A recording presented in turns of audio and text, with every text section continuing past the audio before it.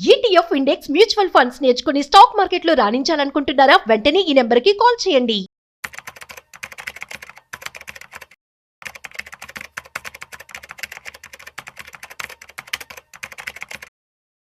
The king of good times Kingfisher chairman Vijay Mallya ఎందుకు పారిపోయారు? Vijay Mallya after 10 సంవత్సరాల తర్వాత ఎందుకు ఒక పాడ్కాస్ట్ ఇవ్వాల్సిన పరిస్థితి వచ్చింది?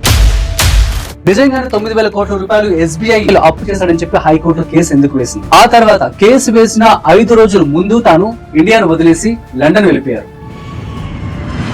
మరి ఇన్నేళ్లు గడిచినా కూడా ఎందుకు ఇండియన్ గవర్నమెంట్ ఒక ప్రాపర్ టేక్ తీసుకొని తనని అరెస్ట్ చేయడమో ఎందుకు చేయలేదు? ఆల్మోస్ట్ నా దగ్గర 6,000 కోట్ల రూపాయల వరకు బ్యాంక్ అప్పు ఉన్నా నేను, కానీ నా దగ్గర 14,000 కోట్ల రూపాయలను డబ్బులు తీసుకున్నారని చెప్పి కూడా తను చెప్పడం జరిగింది.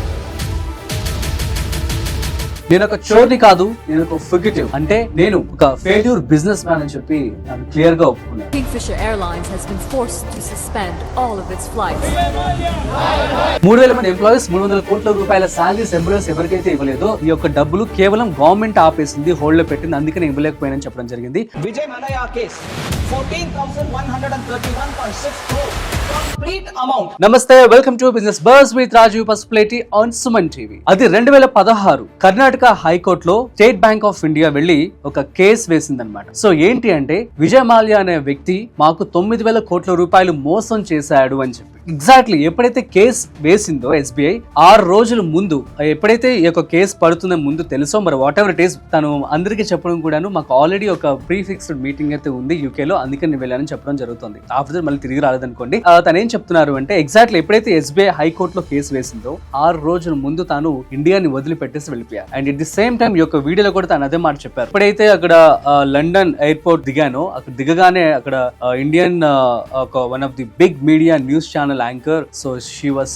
Shouting like anything that Vijay Mallya మోసం చేశాడని చెప్పి తను చెప్పడం జరిగింది. దానికి సంబంధించి చాలా ఎమోషనల్ కూడా మాట్లాడడం జరిగింది. వాట్ ఎవర్ ఇట్ ఈస్, అసలు ఫస్ట్ మనం ఆయన ఏం చెప్తున్నారంటే, నేనైతే అప్పు చేశాను, వాస్తవమే, కింగ్ ఫిషర్ ఫెయిల్ అయింది, నేను ఒక చోర్ని అయితే కాదు, నేను ఒక దొంగని కాదు, నా మీద దొంగని ముద్ర వేసిన ఇండియన్ గవర్నమెంట్ అని చెప్పడం జరుగుతుంది. తను ఒక ఫిగిటివ్, అంటే నేను వదిలిపెట్టేసి వెళ్ళిపోయాను ఇండియా అని చెప్పడం జరుగుతుంది అనమాట. అసలు ఇదంతా ఎందుకు జరిగింది, తన స్టోరీ దగ్గరికి వచ్చేద్దాం. సో తను యాక్చువల్లీ 1983 అరౌండ్ ఈ టైంలో వాళ్ళ ఫాదర్ చనిపోయిన తర్వాత వాళ్ళ ఫాదర్ చేస్తున్నటువంటి కంపెనీ, విఠల్ మాల్యా గారికి సంబంధించినటువంటి కంపెనీ, సో బ్రూవరీస్ అనమాట. అంటే ఏంటంటే వీళ్ళు ఆల్కహాల్ బిజినెస్ చేస్తూ ఉండేవారు.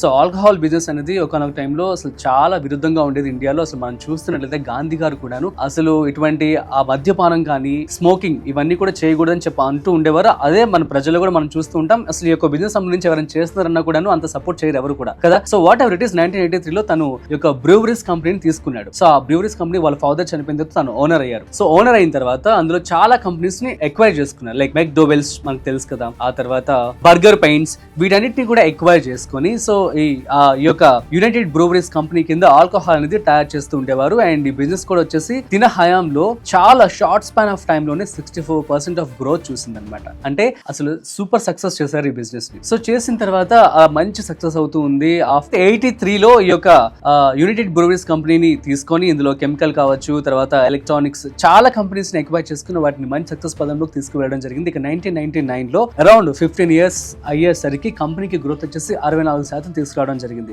ఇక ఇదే కాన్ఫిడెన్స్ తో తను ఇంకా చాలా బిజినెస్ చేయాలని చెప్పి అనుకున్నాడు. అలాగే తను చాలా బిజినెస్ కూడా చేయడం జరిగింది. అండ్ అన్నిట్లో కూడా తన సక్సెస్ చూసాడు, ఒక వెలిగాడు అనమాట. సడన్ గా 2005లో ఎయిర్వేస్ స్టార్ట్ చేయాలని చెప్పి ఒక ఆలోచన వచ్చింది. సో దాన్ని తీసుకుని 2005లో ఒక పెద్ద పార్టీ చేశారు గోవాలో. అందులో మనం చూస్తే కత్రినా కైఫ్, అదేవిధంగా దీపికా పదుకునే వాళ్ళు కూడా అటెండ్ అయ్యారనమాట. సో ఆయన లాట్ ఆఫ్ సెలబ్రిటీస్ తో కూడా తన యొక్క పార్టీని చాలా అంగరంగ వైభవంగా చేసుకుంటూ, ఇది నా యొక్క లైఫ్ లో బిగ్గెస్ట్ అచీవ్మెంట్, నేను ఈ రోజు నుంచి కింగ్ ఫిషర్ అనే బ్రాండ్ ని లాంచ్ చేస్తున్నాను, ఇది ఒక గొప్ప ఎయిర్వేస్ అని చెప్పి తను చెప్పడం జరిగింది. అట్ ది సేమ్ టైం అందరూ కూడా చాలా హ్యాపీగా ఫీల్ అయ్యారు. ఎందుకు అంటే ఆ టైంలో ఫ్లైట్ ప్రైసెస్ అనేవి చాలా ఎక్కువగా ఉండేవి. కాకపోతే తాను చాలా తక్కువ ప్రైసెస్ కి మంచి సీట్స్ అనేవి, ఎకానమిక్ సీట్స్ అనేవి కూడా ఇవ్వడం జరిగింది. అండ్ ఇది లగ్జరీ అనమాట. సో ఈ విధంగా తను ఒక మంచి ప్లాన్ తోనే వచ్చాడు, హెల్ప్ చేద్దాం అని చెప్పి సొసైటీకి, అంతా ఫైన్. సో అయితే 2005 2005లో 4 ఏరోప్లేన్స్ ని కొన్నాడు. కొనిన తర్వాత వాటిలో చాలా లగ్జూరియస్ గా వాటిని డిజైన్ చేశాడు. At the same time even the cabin crew, మీరు తెలిసినట్లు, మీకు విషయం తెలుసో తెలీదో, నేను ఒక మాట విన్నాను అనమాట.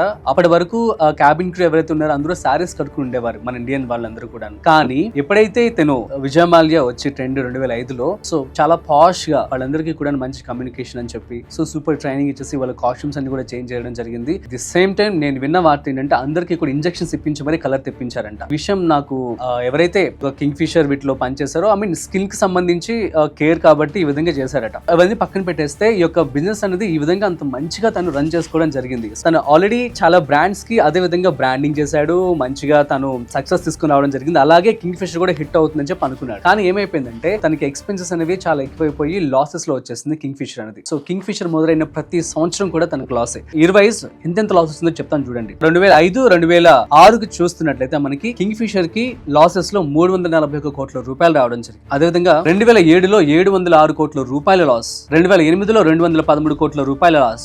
లాసెస్ లో కింగ్ ఫిషర్ రన్ అవుతూ ఉంటే తను ఏం చేస్తాడు తెలుసా, ఆ టైంలో క్రైసిస్ కూడా రావడం జరిగింది. 2008లో మనం చూస్తుంటే లాట్ ఆఫ్ కంపెనీస్ కూడా చాలా క్రైసిస్ లో ఉన్నాయి. ఆ టైంలో చాలా కంపెనీస్ గ్రోత్ అంతా కూడా పడిపోయింది, ఎకానమీ కూడా పడిపోయింది, అన్ని వరల్డ్ ఎకానమీ మొత్తం పడిపోయిందని చెప్పుకోవాలి ఆ టైంలో క్రైసిస్ లో. అలాంటి క్రైసిస్ లో ఏం చేశారు తెలుసా, తిని చేసిన పెద్ద తప్పు. అప్పటికి కింగ్ ఫిషర్ చాలా లాసెస్ లో ఉంది, కానీ ఏం చేశారు తను 2008లో ఎయిర్ డెక్కన్ అనే లాసెస్ లో ఉన్నటువంటి ఎయిర్వేస్ ని కొనేశారు. అది కూడా చాలా పెద్ద మొత్తంలో కొనేసి అమౌంట్ అంతా ఇచ్చేసిన తర్వాత అగైన్ వాటిని ఎక్వైర్ చేసేసి ఇంకా ఎక్కువ ప్లేన్స్ వచ్చాయి కాబట్టి తను ఏం చేద్దాం అనుకున్నాడంటే లాసెస్ లో ఉన్న కంపెనీని మళ్ళీ ఇంటర్నేషనల్ గా చేశారు. సో ఇంటర్నేషనల్ అంటే అప్పటి వరకు ముంబై అండ్ ఢిల్లీలో మాత్రమే ఫ్లైట్స్ అనేవి తిరిగేవి కింగ్ ఫిషర్. సో వాటిని ఇంటర్నేషనల్ చేసేసి యుఎస్, కెనడా, యూకే ఒక అన్ని కంట్రీలకు కూడాను ఇంటర్నేషనల్ సర్వీస్ అనేది స్టార్ట్ చేయడం జరిగింది. సో అప్పుడు స్టార్ట్ అయిందని చెప్పుకోవాలి ఫుల్ పతనం. ఇంకా అప్పుడు ఏం చేశారంటే లాసెస్ లో ఉంది కాబట్టి సో గవర్నమెంట్ దగ్గరికి వెళ్ళి, ఐ మీన్ ఎస్బీఐ బ్యాంక్ దగ్గరికి వెళ్ళి లోన్స్ తీసుకోవడం జరిగింది. ఆల్రెడీ కింగ్ ఫిషర్ అనే కంపెనీ అప్పటికే లాసెస్ లో ఉంది. సో మనం చూస్తున్నట్లయితే ప్రతి సంవత్సరం కూడా కొన్ని 100 కోట్ల లాసే ఉంది.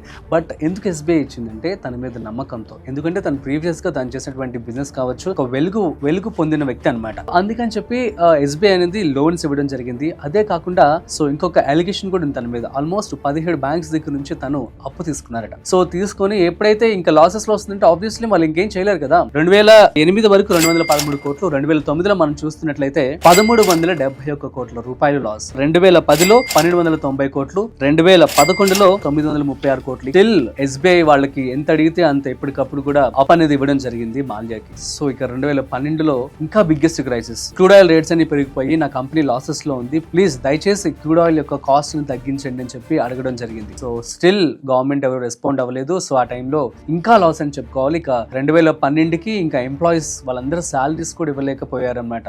సో ఆల్మోస్ట్ 3000 మంది ఎంప్లాయీస్ కి 300 కోట్ల రూపాయల సాలరీస్ ని ఇవ్వలేదన్నమాట. డబ్బులు పాపం ఎంప్లాయీస్ అందరూ ఆ టైంలో మీరు చూస్తున్నట్లయితే ఇప్పటికి ఒక ఎయిర్ హోస్టెస్ అనమాట. సో వాళ్ళు ఒకేసారి అలా లాస్ అయిపోయేసరికి వాళ్ళందరూ కూడా ప్రెసెంట్ చాలా మార్కెటింగ్ జాబ్స్ అండ్ ఆ జాబ్స్ ఈ జాబ్స్ అని చేసుకుంటూ ఉన్నారు. So actually they all went with a hope. And ఇంకొక విషయం, ఆ టైంలో ఎవరైతే బ్రాండ్స్ అందరూ ఉన్నారో ఆ యొక్క ఎంప్లాయీస్ అందరూ కూడాను చాలా సఫర్ అయినా చెప్పాలి. ఇప్పటికీ కూడా వాళ్ళు రికవరీ అవ్వలేదని చెప్పుకోవాలి, just because of this Vijay Mallya చేసినటువంటి ఈ పనికి.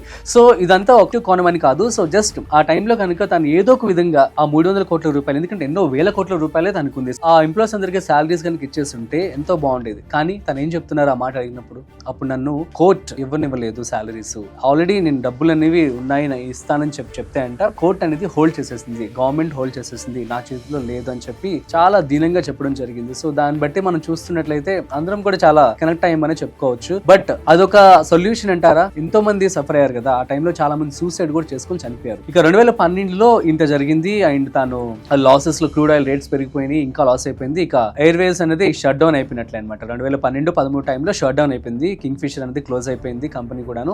సో 2012-13 ఇంకా లాట్ ఆఫ్ క్రైసిస్ వచ్చేసి 2014లో కింగ్ ఫిషర్ అనేది క్లోజ్ అయిపోయింది. సో ఇక ఏమీ లేదు. సో తను తీసుకున్న అప్పు మొత్తం 6,000 కోట్ల రూపాయలు. ఇక 2015 కల్లా ఆ యొక్క ఇంట్రెస్ట్ తో కలిపి మొత్తం 9,000 కోట్ల రూపాయలు అయిపోయింది. సో ఎప్పుడైతే ఎస్బీఐ వెళ్ళి హైకోర్టులో కేసు వేసిందో దానికి ముందు ఒక 5 రోజుల ముందు తను పారిపోయారని చెప్పి మనం చూస్తూ ఉన్నాం. వెళ్ళిపోయారు, లండన్ కి షిఫ్ట్ అయిపోయారు. కాకపోతే తను ఏదో మీటింగ్ ఉందని చెప్పడం జరుగుతుంది. అందరూ అనుకోవచ్చు మరి లండన్ లో వెళ్ళిపోతే ఒక వ్యక్తి మోసం చేశాడంటే తను వెళ్ళి అరెస్ట్ చేయొచ్చు కదా అని చెప్పి. కానీ అకార్డింగ్ టు ద రూల్స్ ప్రకారం ఇండియన్ పోలీస్ వేరే కంట్రీకి వెళ్ళి అక్కడ వాళ్ళని అరెస్ట్ చేసేంత ఛాన్స్ లేదనమాట. సో అందుకని చెప్పి వాళ్ళు డైరెక్ట్ గా అక్కడ గవర్నమెంట్ కు డీల్ చేస్తూ ఉన్నారు. అండ్ వాళ్ళు కూడా తన మీద అలిగేషన్ కూడా ఒప్పుకున్నట్లు, అట్ ది సేమ్ టైం తనని అప్పగించాలి అన్నట్లు కూడాను ఆ మధ్య మంత్రాలు కూడా జరగడం జరిగింది. So whatever it is తను ఏం చెప్తూ ఉన్నారంటే, ఇప్పుడు యాక్చువల్ నేను ఇండియాకి మరి అంత అప్పు చేశారు అండ్ ఇప్పుడు ఏం చెప్తున్నారు, నిర్మలా సీతారామన్ గారు మొన్న రీసెంట్ గా చెప్పారు తను 14,000 కోట్ల రూపాయల ఆస్తుల్ని జప్తు చేయడం జరిగింది అని చెప్పి. సో ఆ ఏ ఆస్తులు జప్తు చేశారో కూడా నాకు తెలియదు అని చెప్పి విజయ్ మల్య మొన్న పాడ్కాస్ట్ లో కూడా చెప్పడం జరిగింది. సో మరి ఇప్పుడైనా మీరు రావచ్చు కదా అంటే, నాకు ఇండియన్ గవర్నమెంట్ మీద అసలు ఇంట్రెస్ట్ లేదని చెప్పి అంటున్నారు. ఇది కూడా ఒక మాట మనం అందరూ కూడా గుర్తుపెట్టుకోవాలి. ఎందుకని ఇండియన్ గవర్నమెంట్ తన నమ్మకం లేదని చెప్పి చెప్తున్నారు. సో అదే టైంలో ఏదైతే 2008లో క్రైసిస్ వచ్చిందో, ఈ యొక్క ఎయిర్వేస్ తో పాటు మిగతా ఎయిర్వేస్ కూడా చాలా లాస్ అయ్యాయట. సో జెట్ ఎయిర్వేస్ కావచ్చు, ఇండియన్ ఎయిర్వేస్ కావచ్చు. జెట్ ఎయిర్వేస్ అంటే కింగ్ ఫిషర్ కి కాంపిటీషన్. ఇండియన్ ఎయిర్వేస్ ఉంది కదా, సో వాళ్ళకి లాసెస్ లో ఉంటే 35,000 కోట్ల రూపాయలు వాళ్ళకి ఫండ్ ఇచ్చి అండ్ వాళ్ళతో మంచి బిజినెస్ సక్సెస్ చేయించారట. అట్ ది సేమ్ టైం మరి నాకెందుకు ఇలా ఇవ్వలేదు, నేనేం పాపం చేశాను, నేను అందరికీ హెల్పే కదా చేశాను, నా బిజినెస్ లాస్ లో ఉంది, నేను ఫెయిల్ అయ్యాను ఓకే అని చెప్పి ఒప్పుకుంటున్నారు. కానీ కావాలని నన్ను టార్గెట్ చేశారు, ఇంకేదో వాళ్ళు నన్ను కావాలని టార్గెట్ చేశారు అన్నట్లుగా తను చెప్పడం జరుగుతుంది. అట్ ది సేమ్ టైం తను కొన్ని పోస్టులు కూడా పెట్టడం జరిగింది, ఇప్పుడు మనం ఎక్స్ గా చెప్పుకునే ట్విట్టర్ లో. సో ఏం చేశారంటే, యూజువల్లీ ఫారిన్ కంట్రీస్ లో 2008లో ఎప్పుడైతే క్రైసిస్ మనకి వచ్చిందో, వరల్డ్ క్రైసిస్, సో ఆ టైంలో ఏదైతే గవర్నమెంట్ ఉందో వాళ్ళందరికీ కూడాను పర్టికులర్ బిజినెస్ పర్సన్స్ లాసెస్ లో ఉంటే వాళ్ళకి డబ్బులు ఇస్తారట, ఇచ్చి వాళ్ళని ఆదుకుంటారు. అట్లా నన్ను కూడా ఆదుకోమని నేను చెప్పాను. నేనేం చెప్పాను అంటే, ఇప్పుడు ఏదైతే 9,000 కోట్ల రూపాయలు ఉందో అందులో 3,000 కోట్ల రూపాయలు ఇంట్రెస్ట్, ఆ 3,000 కోట్ల రూపాయలు నేను కట్టను, జస్ట్ 6,000 కోట్ల రూపాయలు, 6,203 కోట్ల రూపాయలు ఏదైతే ఉందో అమౌంట్ అది నేను ఇస్తాను, నాకు ఎక్సెప్షన్ ఇవ్వండి, ఎందుకంటే ఆ కంపెనీ లాసెస్ లో ఉందని చెప్పి దాన్ని రిక్వెస్ట్ చేశారంట. చేస్తే అప్పుడు ఉన్నటువంటి financial minister Pranab Mukherjee no problem you can continue అని కూడా చెప్పడం జరిగింది అని చెప్పారు. ఆ మాట కూడా ఆ తర్వాత కానీ గవర్నమెంట్ అయితే పట్టించుకోలేదు అని చెప్పి, దానికి ఎటువంటి రిప్లై కూడా ఇవ్వలేదు అని చెప్పి చెప్పడం జరుగుతుంది. అట్లా 2008లో క్రైసిస్ వచ్చిన వేరే కంట్రీస్ లో ఉన్నటువంటి లాసెస్ లో ఉన్న కంపెనీస్ అందరికీ కూడాను గవర్నమెంట్ హెల్ప్ చేసింది. ఇప్పుడు ఆ కంపెనీస్ అన్ని కూడా చాలా ప్రాఫిట్స్ లో ఉన్నాయంట. అంటే ఇప్పుడు నన్ను టార్గెటెడ్ గా కావాలని వీళ్ళు ఇలా చేశారని చెప్పి విజయ్ మాల్యా అంటున్నారు. ఆ టైంలో కానీ గవర్నమెంట్ నాకు హెల్ప్ చేస్తుంటే, ఏ మాట కూడా ఎందుకన్నారు తెలుసా, సో నేను ఇప్పటి వరకు 30 ఏళ్ల నుంచి ట్యాక్స్ నేను గవర్నమెంట్ కి ఇచ్చాను, అంతా కూడా జెన్యూన్ గా ఎంతో ట్యాక్స్ ఇచ్చాను, కాబట్టి ఇటువంటి సమయంలో నన్ను ఆదుకోలేదు అని చెప్పి తను ఒక బాధతో మాట్లాడడం జరిగింది. ఇప్పటికీ కూడాను యునైటెడ్ బ్రూవరీస్ కంపెనీస్ కి ఇతనే హెడ్ అనమాట. ఇందులో 15% వచ్చేసి తనకి వాటా ఉంది, ఇంకో 15% అనేది గవర్నమెంట్ కూడా తీసుకోవడం జరిగింది. అండ్ డెసిషన్స్ అన్ని కూడాను ఓనర్ గా తిని కూడా తీసుకుంటూ ఉంటారనమాట. ఇది గైస్, ఇది విజయ్ మాల్యా యొక్క చరిత్ర అనమాట. తను మంచి బిజినెస్ పర్సన్ గా ఎదిగి the king of good times అని చెప్పి పేరు తెచ్చుకొని కింగ్ ఫిషర్ అనే బ్రాండ్ ని స్థాపించి ఇట్లా ఫెయిల్ అవడం జరిగింది. అండ్ తను తీసుకున్నటువంటి హేస్టీ డెసిషన్, అసలే లాసెస్ లో ఉన్న కింగ్ ఫిషర్ లో ఎయిర్డెక్ట్ అనే కంపెనీ కొనుగోలు చేసి దాన్ని ఎక్వైర్ చేయడమే ఒక పెద్ద మిస్టేక్ అని చెప్పుకోవాలి.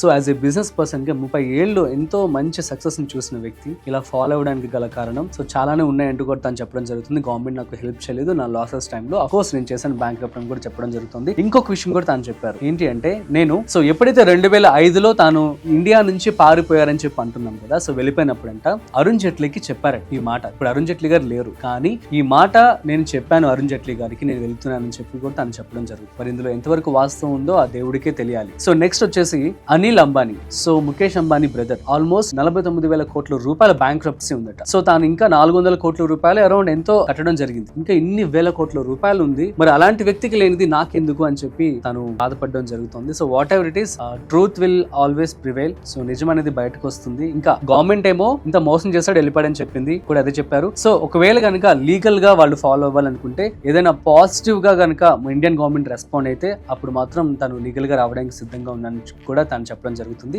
సో అండ్ ఇంకొకటి, తను ఇండియన్ గవర్నమెంట్ సంబంధించి ఇండియన్ గవర్నమెంట్ జుడిషియరీ అసలు నాకు ఇష్టం లేదు, దాన్ని నేను నమ్మను అని చెప్పి కూడా తాను చెప్పడం జరిగింది. సో ఇదంతా కూడా ఆలోచించాల్సిన విషయమే. సో వరల్డ్ లో ఎవరైతే రిచెస్ట్ పీపుల్ ఉంటారో వాళ్ళందరినీ కూడాను ఈ యొక్క ఫోర్బ్స్ లిస్ట్ లో చేస్తారనమాట బిలియనియర్స్ గా. సో అందులో భాగంగా ఈ యొక్క కింగ్ ఫిషర్ విజయ్ మాల్యా కూడా 2010 టైంలో వన్ ఆఫ్ ది బిలియనియర్ గా ఉన్నారు, 2014కి మిలియనియర్ గా పడిపోయారు. సో కాబట్టి మనం చూస్తున్నట్టయితే రీసెంట్ వన్ మోర్ ఎగ్జాంపుల్ మనం చెప్పుకోవచ్చు, బైజూస్. సో ఎంత బాగా వెలిగింది అది. Shahrukh Khan one of the brand ambassador, Mahesh Babu one of the brand ambassador.